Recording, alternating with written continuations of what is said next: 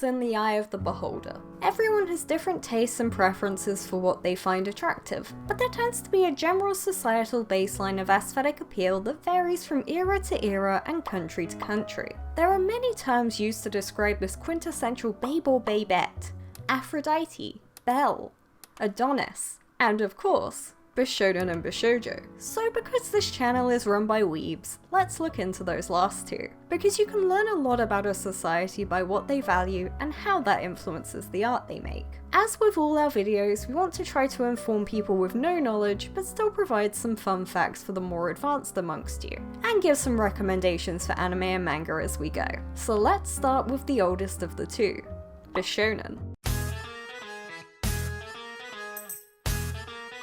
Bishonen is, pretty simply, a beautiful boy. Your typical modern Bishonen is tall, slender, and beautiful. Think Tamaki from Ouran High School Host Club, Vanitas from the case study of Vanitas, and every man ever designed by Clamp. The archetype of the Bishonen is androgynous, youthful, and capable, and goes back to 8th century China. Get ready! Specifically, line 3 of the poem 8 Immortals of the Wine Cup, which reads, 宗之潇洒美少年 and can be translated to Zhongji, light-hearted and carefree, handsome young master.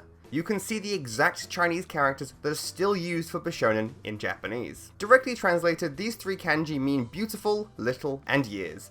Although originally the term shonen in Japanese referred to any youth, but later became gendered, so the complementary term shoujo was created to compensate for this. The ideal aesthetics of the Bishonen emphasized youth and femininity, with a lot of the appeal being a man so beautiful that people of all ages and genders would be attracted to him. Much as with women of the era, pale skin, silky black hair, and red cheeks were ideal, but unlike women, a masculine body was also prized. Thus Bishonen were often seen as a tertiary gender, neither male nor female. This tied heavily to the ideas of sexuality, where older men could be attracted to the Bishonen, but not to other men. It was a temporary status, and one you were expected to grow out of. In the Edo period, the wakashu were a form of Bishonen, anywhere from 7 to 17 years old, and had their own gender expressions that were neither child nor adult, but somewhere in between. They were also a sort of apprentice, and so the age of growing out of being a wakashu often depended on when you could function as an adult, or had the finances available to be independent. Some wakashu tried to push that upper limit of age, as it was profitable to be a Bishonen if you were also a prostitute. This happened so often that in 1685 the shogunate supposedly cracked down on it. A similar series of events happened within the kabuki theatre, with women being banned from acting due to it being heavily associated with prostitution. Thus the wakashu played women's roles, except they were also massively associated with prostitution, and so eventually only men of age were allowed to be actors. Samurai who swore off women would often take wakashu as lovers. Being neither women nor men, they were a sort of social loophole to having a relationship, and always played the feminine role in these relationships. These relationships were supposed to be mutually beneficial, with the older man training the younger man, and the younger instilling a sense of morality and honor in the older. And while the sexual component was supposed to stop once wakashu reached adulthood, a deep friendship ideally remained between the two. This sort of youth-adult relationship is very easy to condemn in modern society, and you absolutely should. As with other forms of young boy-adult man relationships, there were people at the time who criticized the practice as damaging and exploitative. Monks who also had these relationships were often criticized for not actually being abstinent as per their vows, and families would dissuade their sons from entering into these relationships. However, this could have been due to prejudice or keeping a family line alive. All of this is important in understanding the origins for the contemporary use of Bishonen and the cultural context of beauty and sexuality in Japan. For instance, these Bishonen were expected to play a passive feminine role in sex, and this can still be seen in the high levels of sexual dimorphism in yaoi, with the receiving partner often being more feminine and the giving partner being more masculine, functionally making them heterosexual in the eyes of the culture. Much as with the strict roles of the samurai, the not quite man-ness of the Bishonen is also a very common attribute in shoujo manga, with the Bishonen being a safe, less manly individual who is less of a threat and more in touch with his emotions, on the same level as a woman would be. This idea of temporary homosexuality can also be seen with the class S trope, where teenage girls enter into relationships with each other, but only as a phase of adolescence, that they should then grow out of to become functional members of society. It's genuinely heartbreaking in a yuri manga when a character's ex chastises them for still being into girls, because that's not what adults do. The evolution of Bishonen takes a little break here, before coming to its more modern use with the advent of 1970s glam rock, a similar androgynous movement in British and then American rock stars that promoted breaking down gender expression. Unlike historical Bishonen, glam rock was provocative and focused on rebelling against traditional social norms. This would go on to inspire the visual kei movement in 1980s Japan, with similar emphasis on subversion of gender and exaggerated costuming and stage performances. These androgynous performers were a hit with women and young girls and often played into this female gaze with acts of onstage homoeroticism. This female gaze would go on to shape the Bishonen as a product of manga and anime, with many popular shoujo being written by women, for women, or attempting to appeal to women. The manga Bishonen utilizes feminine beauty standards in his design: pale skin, delicate features, long eyelashes, and slender figures. But as with the historical Bishonen, they have to retain some level of masculinity, such as being tall. The feminine interests and personalities also persist. Even the more masculine shoujo boys tend to have these bishy features. Look at Haru Yoshida from My Little Monster. He's brash and confident, but he's still quite feminine in design. The disproportionate figures apply to men and women in shoujo manga, creating elongated silhouettes similar to the ideal of Western supermodels who were also expected to be androgynous and show off that platonic ideal of a living mannequin. Look at any clamp character and you'll see this trope in their style. XXX Holic was a mainstay in shoujo leg memes for a reason. In fact, shoujo manga often have bishoujo characters in one of two categories: love interests, for female protagonists, or as the male protagonists in yaoi. These both have a whole host of archetypes and subcategories, but both heavily utilize traditional Bishonen tropes, including the submissive female roles in relationships when it comes to yaoi, although in straight romances the girl normally has the girl's role. Comment below which shoujo male love interest you think gets pegged. A straight Bishonen character may be hyper-competent and assertive in a relationship, the calm prince type, or the mature confident type, or the emotional stunted pretty boy, or the playboy with a heart of gold. A yaoi Bishonen, on the other hand, tends to be more docile and incompetent, more a purely pretty little thing. Both of these general archetypes are highly objectified versions of men, but this highly idealized concept has a place in media. Fiction gives us a playground for our emotional reactions to events that we are likely to experience or may have never had the chance to experience. Yaoi is highly popular with young girls, in part because it presents a form of sexuality completely separate from being a teen girl. Of course, this may lead to having some incredibly unhealthy attitudes towards sex and sexuality, but equally it can show you what you do and don't like in a safe way. Multiple sources and forms of information are the ideal way to formulate a worldview that is at least your own, if not entirely suitable for society.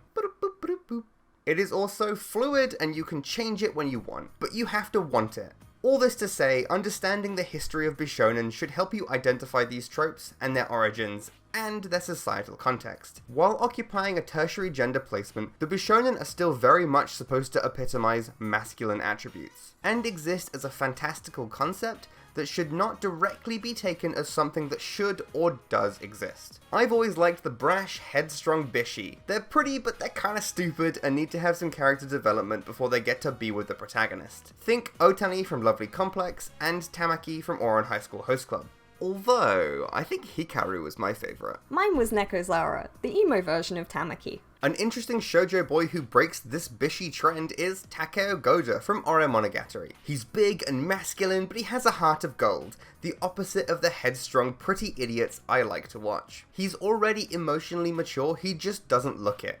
You know, I wasn't actually a fan of the show when it came out in 2015, but maybe it's worth giving it another shot and engaging with what it's not doing. Because writing about it now makes it seem like a really interesting subversion of standard shoujo tropes. Leave that with us and we'll report back. Ore Monogatari has been added to the watch list.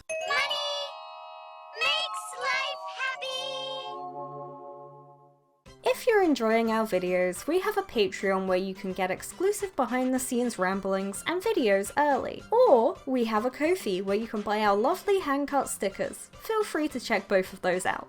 Today's wee word of the day is yaoi. Yaoi is an abbreviation for the phrase Yamanashi, Ochinashi, Iminashi, which means no climax, no point, and no meaning, with ya, o, and i being the first letters of each phrase. It was coined by doujinshi artists and is supposed to be a little self-deprecating, very similar to the fanfiction term porn without plot, which is often abbreviated to PWP. It is also a term heavily adopted by older Western anime fans as a catch-all for any manga or anime depicting gay male romances. However, as BL has become the more popular term in Japan, Korea, and Thailand, recent fans are more likely to use BL. This is actually a really interesting topic. Maybe that should be our next history of video. Comment if you want to see us make a video on the history of yaoi and yuri.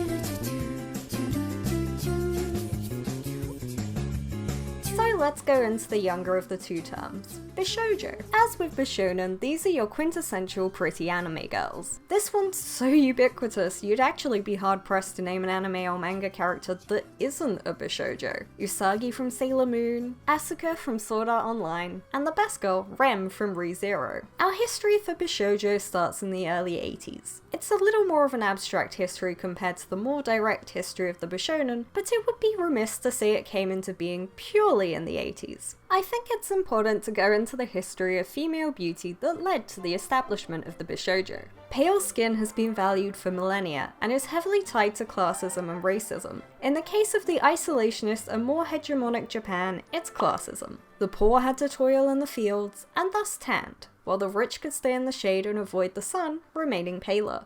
Beauty was also somewhat metaphorical at times. The courtiers of the Heian period emphasized purple, crimson, and white for women to wear, as they represented dignity, elegance, and beauty, while commoners in the 16th century prized indigo for its supposed ability to repel snakes. A good example of this shift in styles and how beauty and practicality were prized by different peoples across different eras. Indigo can actually be seen today in a more traditional than practical use. The blue of no-ring curtains and samurai clothing are a cultural shorthand for simplicity and tradition. Gojo Wakana from Dress Up Darling is a good example of someone who is very traditional and dresses very traditionally to match that. You can also see it with Aoi Sakuraba, who always dresses in a simple traditional indigo kimono. Not to mention Nobuyuki and Shinobu from Isekai Izakaya. During the Edo period, excessive makeup was seen as unfashionable, and there was a shift towards a more natural look, but you still had to be perfectly pale and pretty. Around this era, an interesting form of eroticism arose. Kimono were worn with low draped necks at the back to reveal the hairline and nape of the neck.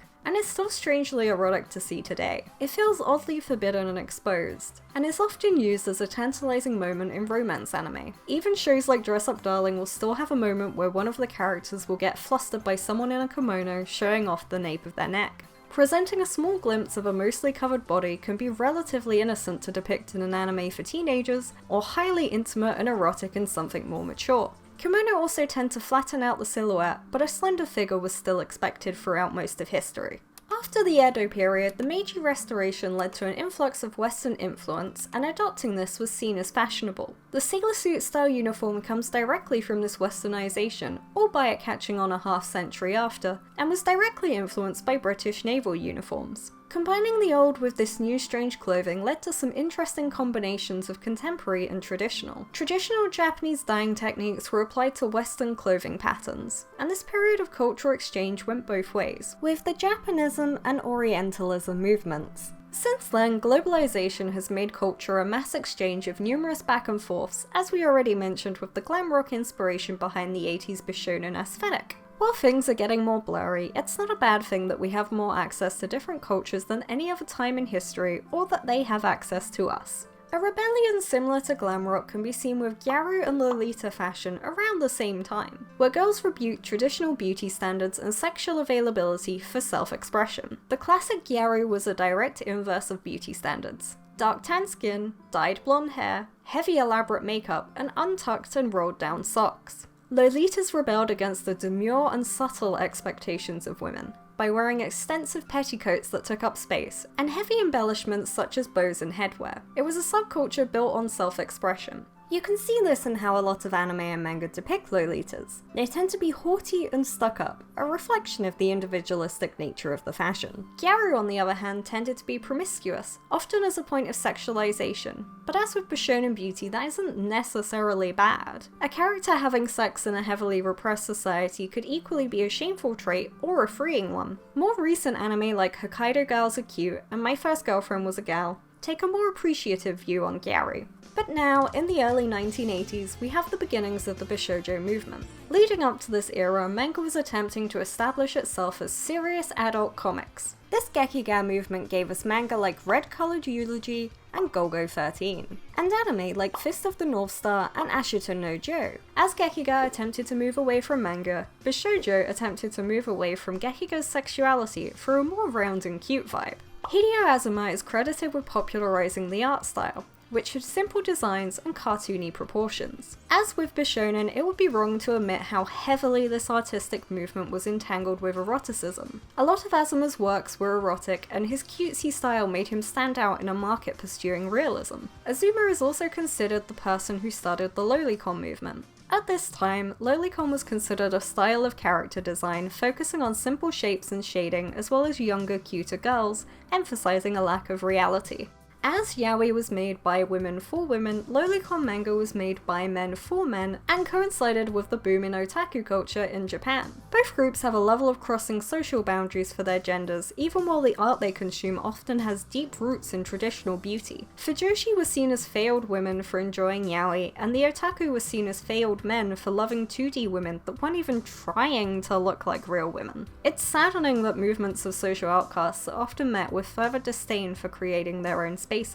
A lot of early lolicon manga was erotic, but not outright pornographic, much with how a lot of yaoi tends to rely on insinuated sex scenes. It was also a short-lived movement as its niche appeal made it hard to find an audience, and so the more adult Bishoujo style emerged. A shift from lolicon to moe was also seen as a way to divorce the movement from the negative connotations of lolicon, especially due to the otaku murderer being used to demonize, well, otaku. Not to go into it too much, but it's widely believed now that this was a moral panic unfounded in the reality of the situation. As with most moral panics, people often want an easy thing to blame in the face of the worst parts of humanity. But this is supposed to be a nice simple video. Let's not focus on moral panics for now. While Bishoujo started in the 80s, a lot of characters were retroactively folded into the movement. Lum from Urusei Yatsura and Nausicaa from Nausicaa of the Valley of the Wind being key characters Bishoujo fans adopted. From there, anime and manga started creating characters to appeal to otaku and emphasize Bishoujos in their work. And as otaku entered these industries, they created works that appealed to themselves. Bishoujo games are also considered a genre in of themselves, often being dating sims with the key attraction being the pretty characters. Otome games are the female equivalent, sexuality notwithstanding of course. In terms of the modern Bishoujo, it tends to vary, but also be quite the same. Redundant sentence, I know. But Bishoujo characters tend to have a lot more archetypes than Bishonen, but also a lot of the time the difference is negligible. Look at a harem show like Quintessential Quintuplets and you'll see what I mean. Each girl very obviously has a design reflecting their personality and archetype, but they're functionally the same type of pretty. Of course they're identical siblings, but that's never really stopped anime before. Wikipedia has this to say on the matter.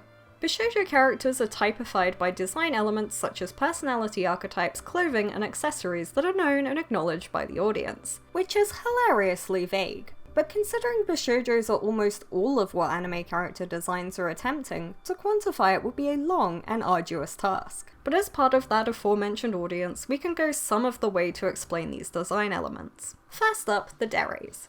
A self-made series of archetypes combining a descriptor and the suffix dere, meaning infatuation. These are extensive and become rapidly more niche as you get into it. Hopefully we'll do a full brief history on deres, but the ones that are still mostly in use, and good for you to know, are tsundere, meaning girl who acts aloof but is secretly infatuated. Yandere, a crazy obsessed girl who will go so far as to kill for you even if you don't ask, and himidere, a girl who acts haughty and above you but is hopelessly in love. Most deres have some kind of gap between how they show their emotions in front of the guy they like and how they act behind closed doors. This isn't exclusively a Bishoujo thing, but the terms pretty much always refer to female characters, even when male characters could reasonably be described the same. I recommend Sono Gap ni Yowai special feature for a yaoi that is just highly specific one-shots of this trope, such as, my boss is a demon who's always strict, but when we're alone together he becomes adorable. Also, hilariously, as I was using the Internet Archive to find sources, I discovered their text automation regularly misread bishop as Bishoujo, leading to lines like, the presiding Bishoujo, and the 7 Bishoujo of London.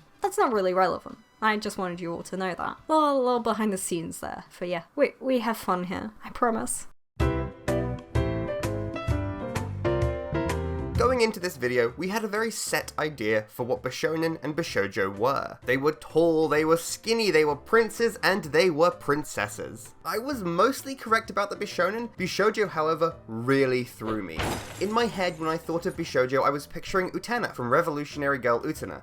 But in actuality, most anime girls are Bishoujo? I think because there's so many more shonen anime, that there's just way more Bishoujo characters. If it's made for teenage boys, the creators will want to create characters that appeal to their target audience. It's all about intent. To find the Bishi, all you have to do is look at who the story is intended for, and then who that demographic are generally attracted to. Or you could just look for the sparkles. We often talk about the value of cultural context on our channel, because we believe it's great for understanding and interacting with art. While watching video essays to procrastinate writing this script, I ended up watching a 50-minute delve into how ancient Greek mythology is misrepresented in modern retellings. And while I watched it because I'm mostly a hater at heart, I was also struck by an interesting example of cultural context. In an early 18th century translation of the Odyssey, a British poet translated a line about boar helmets being horrible, imagining a whole tusked head as a helmet. Even at the time of the Odyssey being written, this helmet was lost to unwritten history. But some 200 years after this translation, the boar tusk helmets were actually found in an archaeological dig. And instead of being rough barbarian garb, they were beautiful, intricate pieces of craftsmanship that would have been expensive to produce. Thus, the connotation of a warrior owning one was not supposed to be animalistic prowess, but affluence and power. Beauty is in the eye of the author, and that author will use their cultural understanding to create beauty. There's a lot of confusion around Bishoujo in the modern landscape. The 70s shoujo style is often described as being Bishoujo because, well, the pretty girls and boys. Also, Sailor Moon is called Bishoujo Senshi Sailor Moon, so it can get a little confusing at times. The term is just a word in Japanese as well, after all. And that's another thing we can learn from this whole thing. The terms Bishoujo, Bishonen, and Bishi, in the way that we use them, are specifically the terms of the Western fanbase for anime and manga, and so their meaning in this video is focused on that lone word. We gave the context and etymology as a way to explore how these words changed over time and across oceans. And these terms have shifted once again in the modern day. Nowadays, Bishoujo is more specifically used for anime figures of things that weren't originally in an anime style but have been reimagined. The most notable of these being the horror movie villains and My Little Pony series of figures.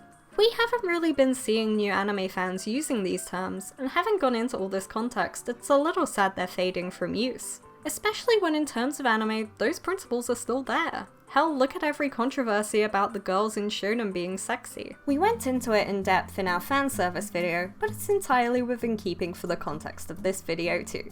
Basically, they make the characters hot for the people who are watching the show. Hardly any of the modern anime fanbase seems to watch shoujo, so no one knows how sexy those guys are over there. You're supposed to want to fuck them. But also you're 12 and stupid and don't know what that means except you want to see nipples, but you aren't allowed to see nipples because you're 12. I feel the term more commonly used now is fanservice character. And if the defense of fanservice video didn't make it obvious, we don't think fanservice is a bad thing. But not everyone shares that sentiment, and fanservice characters are often seen as inherently negative. Sorry, I have huge tits and a deep backstory. But no, seriously, while sexualization can get in the way of a character, it can equally contribute to them too. As we mentioned with Gyarus, a character being slutty can be a trait that is neutral to a story. It's also often very much only aimed at female characters being eye candy, with nothing else going on. Men can absolutely be only there for fan service, it's just that media for women tends to value emotions more,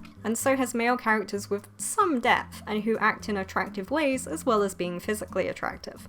But men in shonen anime getting shirtless is absolutely supposed to be a point of attraction for those few women watching. It's not just a power fantasy for the men. Shonen and shoujo are both doing the same thing with their characters. A good example of this is Hachiman from Origairu and Sawako from Kimi ni Todake. Both characters with no friends and a cynical outlook on life, but in the case of the shonen, the women are the bishis, and in the shoujo, the men are the bishis. These girls notwithstanding. The difference is in the intent of the creator.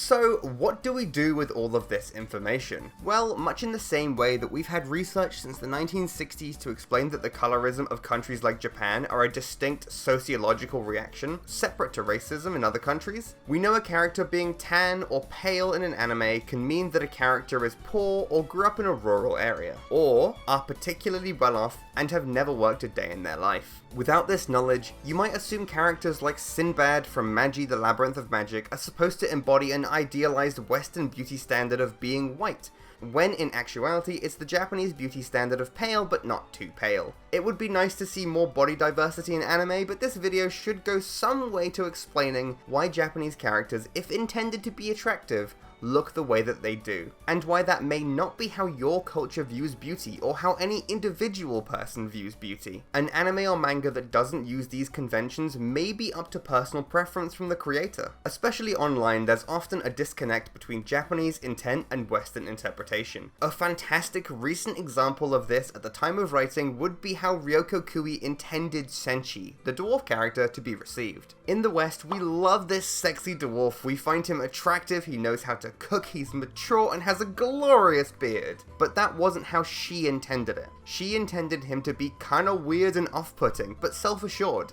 Beards are a pretty big no if you're making an attractive character in Japanese media. A small scruffy beard is often used to denote a character is too lazy to care for themselves. The main exception is in fantasy, where a beard is supposed to indicate a character is a Western royal. Even then, it's never the protagonist who has the beard. If you're keyed into the ideas of Bishoujo and Bishonen, you'll also probably start picking up on the archetypes. Let's look at a recent JRPG, Persona 5.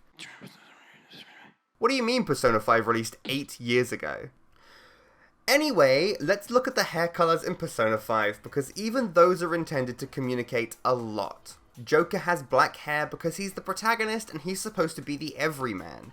Ryuji has bright dyed blonde hair, so we know he's a bad boy punk who defies social norms. Anne has natural blonde hair, which conveys she's American or at least mixed. Yusuke has dark blue hair, so he's refined. Makoto has natural dark brown hair, so she's possibly studious and closed off. Futaba has orange hair, so she's likely an outcast who doesn't live up to or conform to societal expectations. Even with just the hair colors, you can understand so much of what the creators are trying to communicate, especially if the characters are intended to be dated, in the case of dating sims, or just the object of your affection. It's all character design, it's all intent. And ultimately, just understanding that Bishonen and Bishoujo characters are intended to represent an idealized form of beauty, which is neutral as a concept but can be pushed and pulled in all directions. By being inherently unrealistic, if you attempt to compare yourself to these characters, you're likely to feel inferior, and looking for these characters in a potential partner is going to skew your expectations. But the emotions you may get from anime and manga have value. Entertainment, enjoyment, arousal, all of it is valuable to being a person. But Bishoujo and Bishonen are fundamentally fictional entities. Only take what you need from them. Momentary comfort, long-term self-realization, information, and entertainment all have their place in our lives. But being consumed by anything is unhealthy in the long term. Humans are creatures, and require a calm, introspective hand to guide them. It's just that so often, that hand is our own, and to watch your own hands is an exhausting experience indeed. What? Yeah. Congratulations, you've hopefully managed to learn something while watching this video. We certainly learnt a lot while making it. Samurai were definitely perverts, and Japan is a whole ass country with its own customs and culture that influences the art that comes out of it. Cultural context is important for understanding why, but how you feel is always up to you. Anyway, let us know what you thought of the video down in the comments below. Don't forget to like and subscribe. I know it's awkward to ask, but it helps us a lot. Feel free to recommend our videos to your friends if they would be interested, and check out our Patreon for updates and other fun stuff. Thank you very much for watching. We will see you in the next video. Bye for now!